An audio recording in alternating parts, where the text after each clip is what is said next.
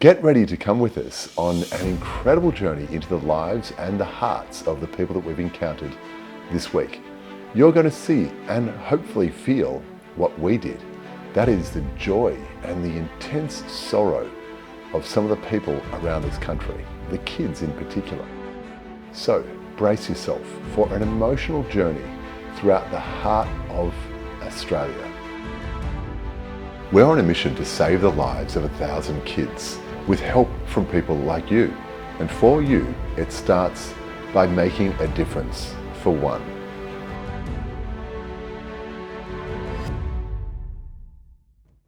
First stop, Bundaberg. Folks, we've just landed here in Bundaberg. It's a beautiful day, and we've got a friend of ours over here, Sandy, who's come to pick us up. And we're about to go to a family's house and meet some very special people. Is that Lisa? Yes, Erin. Oh, wow. Hey, Erin. She's very withdrawn, as you could sort of tell, because there's still a lot goes on in her life at the moment. Her mother will go visit her two brothers that are in foster care every week, and she might come and visit Erin like 10 minutes. It makes her very depressed, and she always thinks, why doesn't Mummy want to spend time with me when she'll go spend time with the other kids? She's dealt with more as a young person than thankfully most of us will ever have to deal with, and way more than she should have had to deal with at her age. So we did what we could do, and that is we took her flying around her hometown. We're off the ground now. We sure are. It's really cool. That's awesome, Erin. Erin's been excited about this. She's been telling people at school about what's coming up. Oh, really? What did they say? Why didn't we get to go on? She's been so excited. She goes, I actually get to do something, like someone cares about me, to actually want to take me and do something. And to know that we've had a small impact in a special life of someone like Erin is so fulfilling. I think it's shown her, no matter what happens in her life, you know, she still gets the opportunities to do things and stuff like that. Folks, there is pain out there in the lives of kids, and if you could just see the faces and be with them, your heart would break. Your heart would absolutely break into a million pieces. We were collected by an amazing couple, Sandy and Craig. They're both professionals working in child services, and they've been doing this. In fact, Sandy's been doing it for over 30 years. And we work with young people under 18, but the main age group is that 6 to 12 age group. And when we're getting 6 and 8 year olds with suicidal ideation, it's scary. And these kids have got a firm plan. Like one story I heard about was a little girl that had planned, they live on a property that's a little bit remote, and she had planned to hide in the sugarcane and jump out in front of a train. And I mean, how does that happen at 6? What is that young person feeling to be thinking of that and formulating a plan that's that concrete? What I suppose has prompted us into action is that it's getting worse. Absolutely. There's all those children that have called Kids Helpline. Yeah. And the fact that they're willing to call Kids Helpline and talk to someone they don't even know. She said, you guys are doing the right thing at the right time.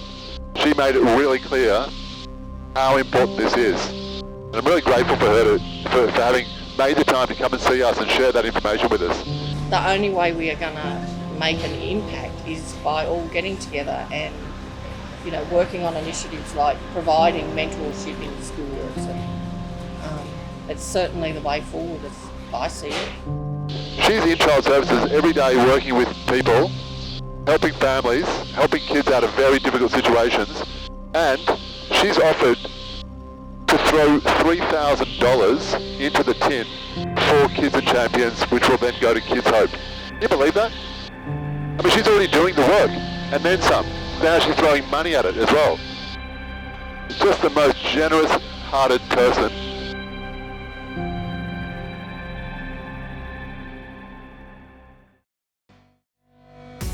Gladstone, you've been an absolutely wonderful host. We've had a really nice time here. We've met some beautiful people, and it started literally just a few hundred meters that way, where we landed the helicopter on a dime where they were having the Gladstone Super Show. Welcome to the Gladstone Super super show, folks. So they invited us to land there and we picked up a young boy by the name of Atticus. Hi Atticus, nice to meet you. What's your name? CJ. CJ. So Atticus has ADHD, ODD, reactive attachment disorder, PTSD, anxiety, and our newest diagnosis is ASD level 2. He has massive behavioural meltdowns, and for years we were just judged as a naughty child that's been through trauma. I was, a not so good mum. What's it going to mean for Atticus to go flying today? It's going to change his life. He is obsessed with aeroplanes and helicopters. In a few days we've got a very, very, very special birthday coming up. Whose birthday is it on Saturday? Master Atticus. If you could have anything at all that you wanted for your birthday, what would it be? Have a fly in a helicopter maybe? Can I get a happy birthday Atticus and then we'll make a decision from there? Oh, it's a tough crowd. Happy birthday to you!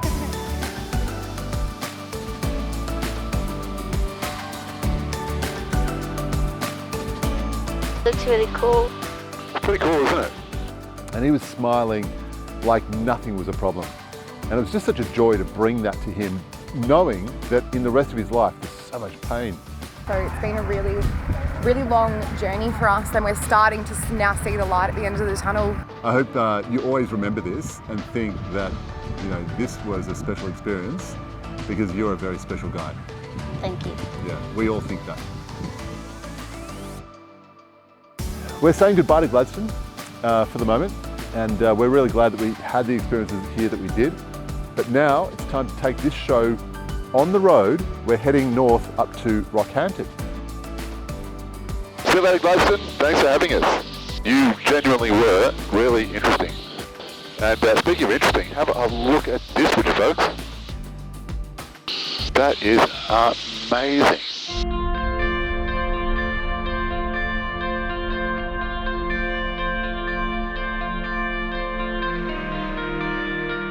Welcome to Rocky, folks. This is a beautiful place. That was an amazing flight. We're pumped about a few things, including seeing one of our champions. Her name's Kate Cleary. She's going to be our host in Rockhampton. Yeah, come here. How are you? Thank you so much for coming down. Welcome. So nice to meet you. Hello.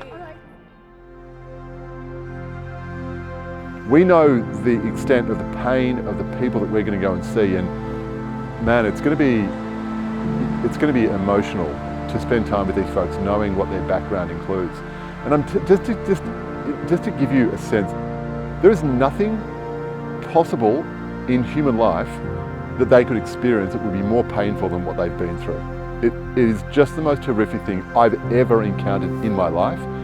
We get to go and spend time with them and make them feel good. But knowing what they've been through is going to be just, well, at the very least, interesting. At the very least.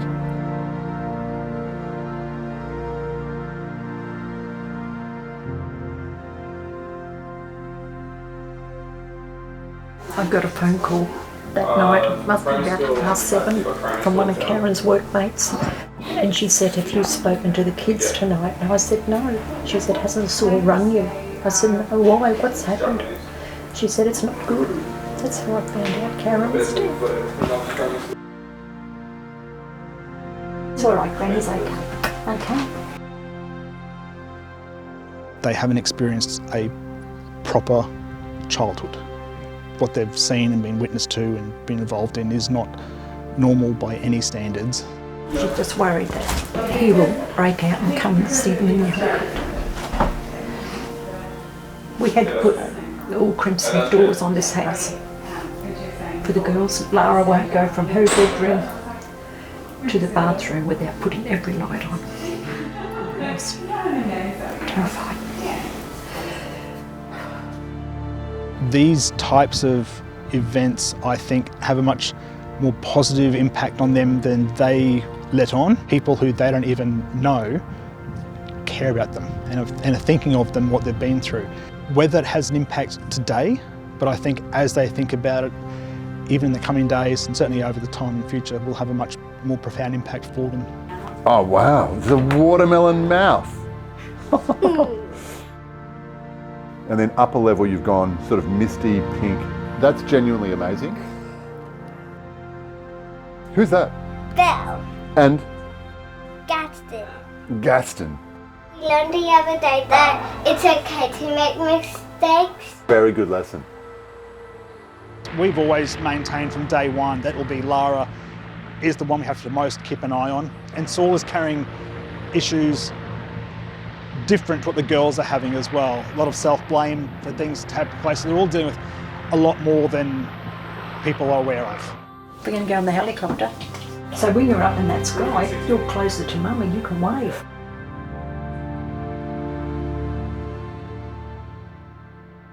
Even though externally they might be saying, oh yeah, it was cool, nice. Internally, they'll be doing backflips. They'll be so excited.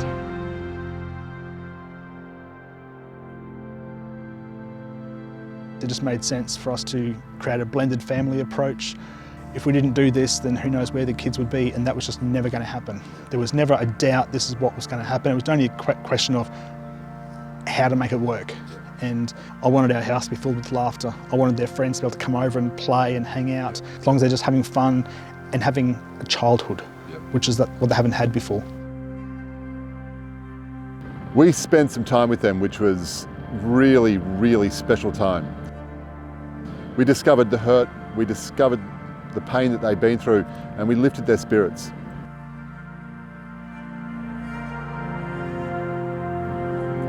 And it was rewarding.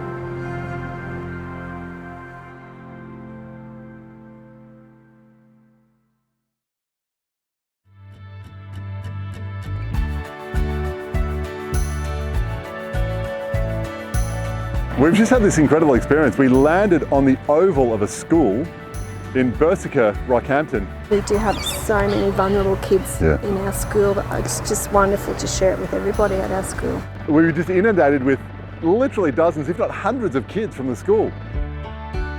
I think it just gives them an opportunity to experience something that they might not have even seen up close or had a chance to experience before.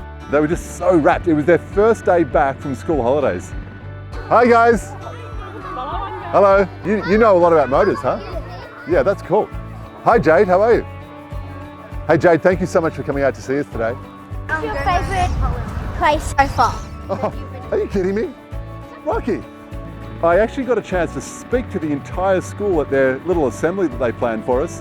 Whatever it is that you want to do, you can do it. You are important. We got them to repeat a couple of times, I am important. I am important. And if those kids can just get that and keep it, that'll make a difference. Hey Jade, I think you can be a singer. I think you could be a really, really good singer. This is what the kids need to see. Our life is not set in stone. Do whatever I want. Just got to work and believe, like you're saying, just believe, have a dream and believe in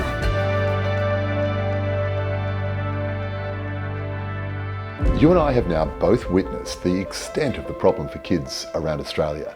And on an emotional level, it is heartbreaking to witness that. But on a logical level, it's really concerning, because it wouldn't take long to realise that the damage, the trauma and the pain that's been experienced by these kids is going to last with them for the rest of their lives. And it's going to affect everyone that they come in contact with for the rest of their lives. We've also met just some of the army of people around the country that are tackling this growing problem. We've met Sandy and Craig and Cheryl and Neville and Brian, Lisa and Rose. And we know that there are countless others. It's easy to turn a blind eye to this problem, because not all of us are going to do the hard work that people like Sandy and Craig do. And not all of us are going to become mentors. But we've created something simple and easy for you to do to become part of the solution, to make a permanent difference in the lives of kids. We've created a platform where you can donate to put mentors into the lives of kids that are hurting and desperately need some care and support, to help them move away from a life of trauma and neglect into a life with hope for a brighter future. So guys, I don't mean to make you uncomfortable, but I've got to ask you the question. Are you, and it's binary, it's either yes or no. Are you helping us? Are you helping kids? It's just yes or no. Don't say no.